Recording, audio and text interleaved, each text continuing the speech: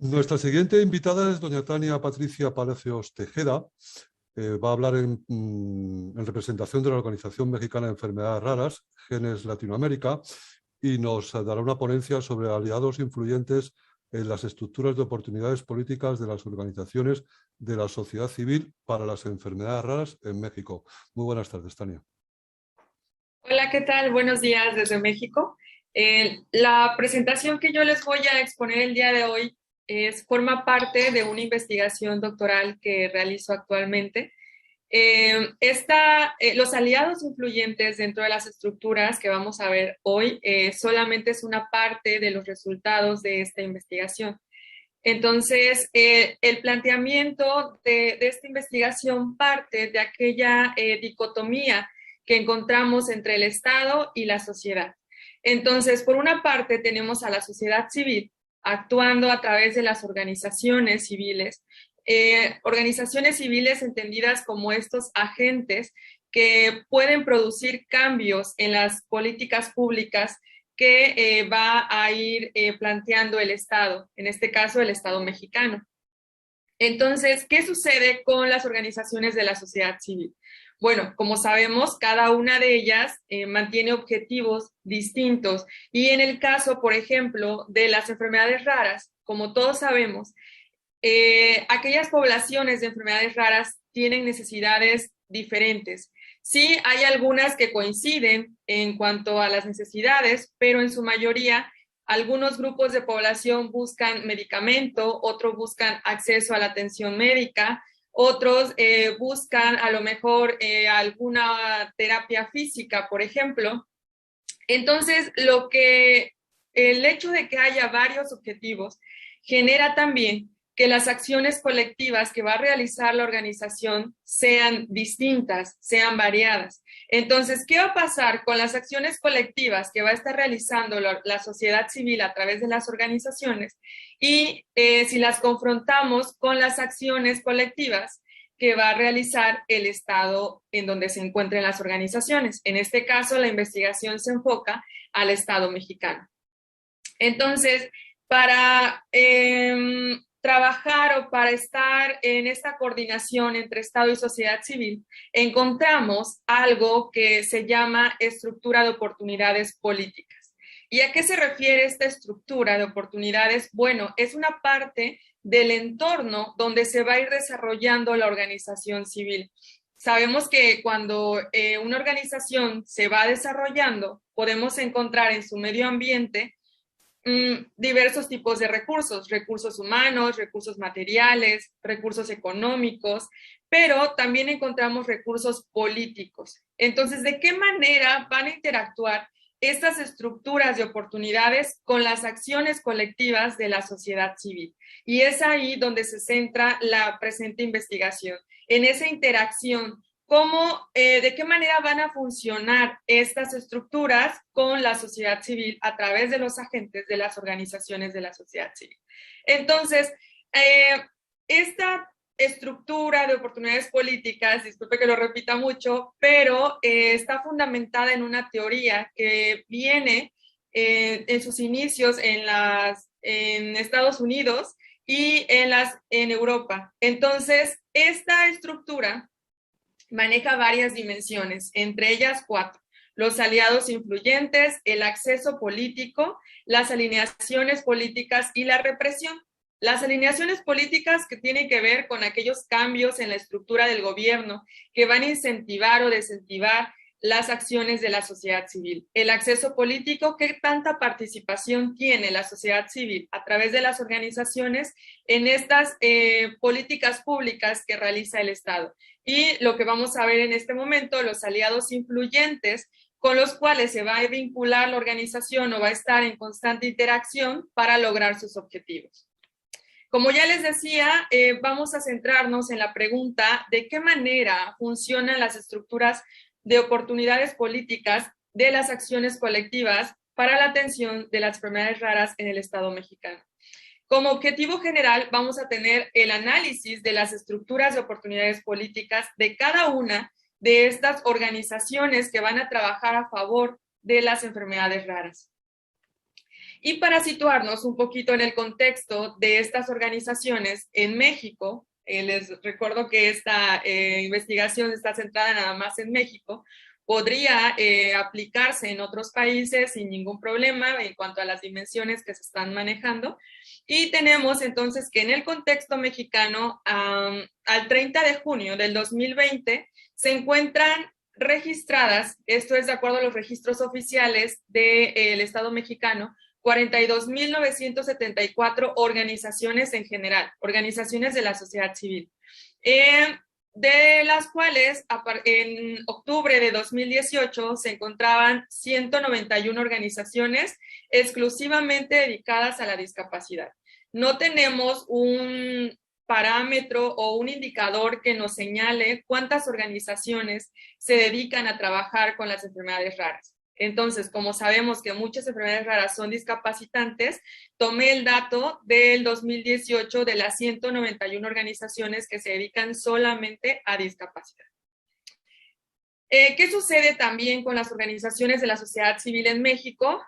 Que estas se dividen, bueno, no se dividen, sino que entran a un registro nacional de organizaciones civiles, pero no todas las organizaciones civiles están activas y no todas las organizaciones civiles están vigentes. Entonces, si hablamos de 42.626 organizaciones, digamos que esta es una población del 100%. Entonces, ¿qué va a pasar? Que solamente el 45% de esas organizaciones en México se encuentran activas, es decir, que tienen una condición constante de actividades. Pero ¿qué sucede? Que solamente el 42% de este 100% se encuentran vigentes. Y vigentes me refiero a que si son donatarias, a que si tienen su registro activo, que si reciben donativos, que si presentan declaraciones. Entonces tenemos que de este 100% solamente el 42%. Entonces, imagínense, si de este 42% de organizaciones en general, ¿cuál es el porcentaje de aquellas organizaciones que solamente se dedican a la discapacidad? Y luego, ¿cuál es el porcentaje de esas organizaciones que se dedican a la discapacidad que solamente se enfoquen a las enfermedades raras? Y bueno, como no tenemos el dato palpable de cuántas son las organizaciones de la sociedad civil que se dedican a este tipo de enfermedades, me di a la tarea de buscar el contexto de estas organizaciones. Entonces se comenzó a hacer un análisis exploratorio en las páginas web, en los sitios de internet, en donde las organizaciones publican su información. Y se detectó que en México existen 69 organizaciones de la sociedad civil para la atención de pacientes con enfermedades raras. Dentro de los objetivos que ellos tienen publicados o dados a conocer en sus páginas oficiales, encontramos los que ustedes pueden observar en esta parte de la diapositiva. Entonces tenemos que los objetivos van desde obtener un equipo para la discapacidad hasta hacer difusión. Uno de los datos interesantes que también nos llamaban la atención en esta investigación es que el objetivo de incidir en políticas públicas es un objetivo que no tienen tan claro las organizaciones en México. Entonces, no nos enfocamos en este momento en ese dato de la incidencia en las políticas públicas, pero es un dato algo interesante el hecho de que en las páginas oficiales las organizaciones en México no se den a la tarea o no tengan como primera finalidad incidir en las políticas públicas del gobierno. Para llevar a cabo o para responder la pregunta de investigación que decíamos de que de qué manera van a funcionar las organizaciones de la sociedad civil, ocupamos una metodología de la investigación de tipo cualitativa. Esto es estudios de caso a la población de organizaciones de las 69 que veíamos. Se seleccionó una muestra de 9 organizaciones de la sociedad civil a las cuales se le aplicaron entrevistas semiestructuradas, además de realizar previo a esas entrevistas una investigación de gabinete sobre cuáles eran los objetivos que perseguía la organización, cuál era su población objetivo, cuántos eran los miembros que con los que ellos trabajaban y en qué estados de la República se encuentran, su estatus en cuanto a sociedad civil, si estaban constituidos, si no, y todos los demás datos generales que pudimos encontrar. Para ello utilizamos un guión de entrevista y a través de un software de análisis generamos mapas de actores para primero, en primer término, analizar las estructuras por separado de la organización y posteriormente hacer una comparativa para ver las semejanzas y diferencias que podríamos encontrar entre cada una de las estructuras. Porque como les digo, las acciones colectivas son distintas, entonces eso nos iba a llevar a que las estructuras de organizaciones fueran distintas.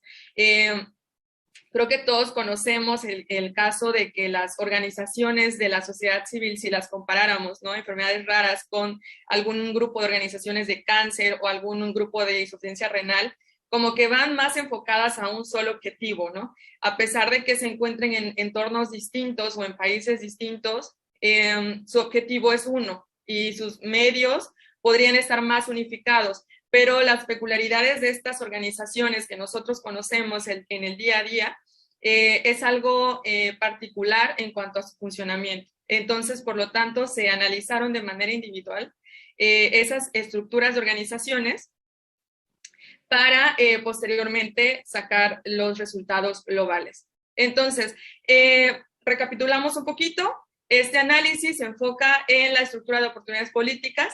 Se preguntarán qué son las oportunidades políticas. Bueno, son aquellas señales continuas percibidas por los agentes sociales, o sea, nosotros, las organizaciones de la sociedad civil, que les animan o desaniman a utilizar los recursos con los que cuentan para obtener sus objetivos. Entonces, vamos ahora a ver esta estructura global que pudimos sacar a través del análisis en el software y tenemos que la estructura global de oportunidades políticas de las organizaciones se refleja de esta manera que ustedes pueden observar aquí.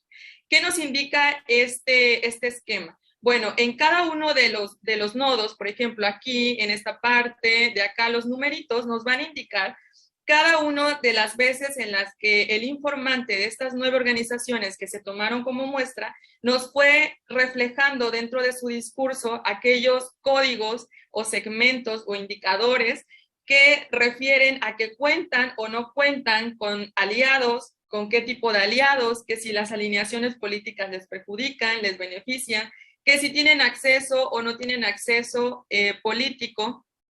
Entonces, vamos a ver aquí, en esta parte están todos los datos de las dimensiones que yo les mencionaba al inicio, pero solamente en esta presentación nos vamos a enfocar en aquellos aliados influyentes de las estructuras de oportunidades políticas. ¿Y qué sucedió en el desarrollo de la investigación? Que cuando comenzamos a buscar aquellos indicadores que tenían que ver con los aliados, nos encontramos con subcódigos o subsegmentos dentro del discurso del informante.